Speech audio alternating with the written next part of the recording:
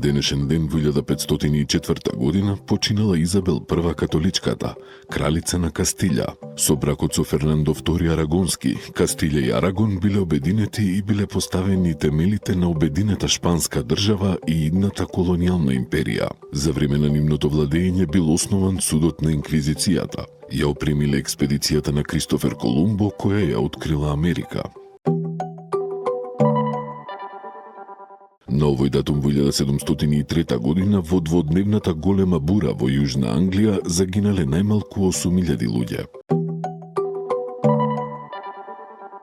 На денешен ден во 1744 година починал италијанскиот изработувач на виолини Джузепе Гуарнери, заедно со Антонио Страдивари, еден од најголемите мајстори за изработка на класични виолини.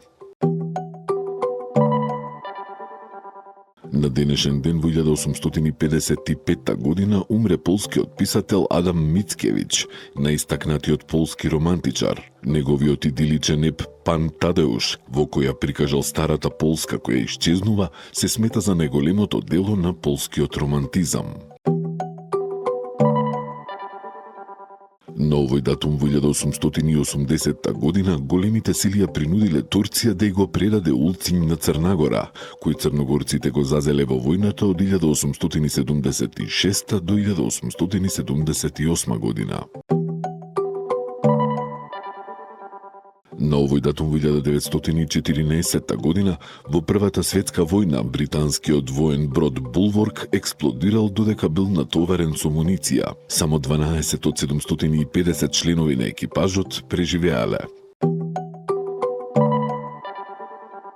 На денешен ден во 1922 година отворена е гробницата на фараонот Тутанкамон, која ја откри англискиот археолог Хауард Картер во долината на кралевите кај Луксор. Картер и лорд Карнавон биле првите луѓе кои влегле во гробницата по повеќе од 3000 години. На овој датум во 1940 година, во окупирана Варшава за време на Втората светска војна, германците почнаа да оградуваат дел од градот од кој направија гето за околу половина милион полски евреи.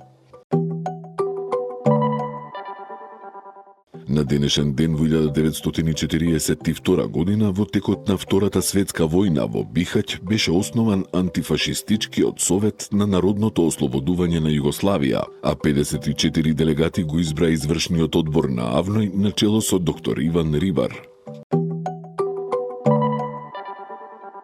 На овој датум во 1949 година во Индија беше усвоен уставот со кој Унијата на Индија стана република во рамките на британскиот Комонвелт. Уставот стапи на сила во јануари 1950 година. На денешен ден во 1965 година Франција го лансираше првиот вештачки сателит. На денешен ден во 1979 година Меѓународниот олимписки комитет гласаше за обновување на членството на Кина во таа организација по 21 годишно отсуство. На денешен ден во 1987 година тајфун уништи околу 14.000 куќи на Филипините, при што загинаа 270 луѓе. На денешен ден во 1993 година првиот генерален штрајк во Белгија по речиси половина век ги парализираше економијата и сообраќајот и ја принуди владата да преговара со синдикатите. На овој датум во 1998 година, во заедничката декларација за време на посетата на кинескиот председател Џијанг Земин, Јапонија изрази длабоко жалење за активностите што ги презеде во Кина во Втората светска војна.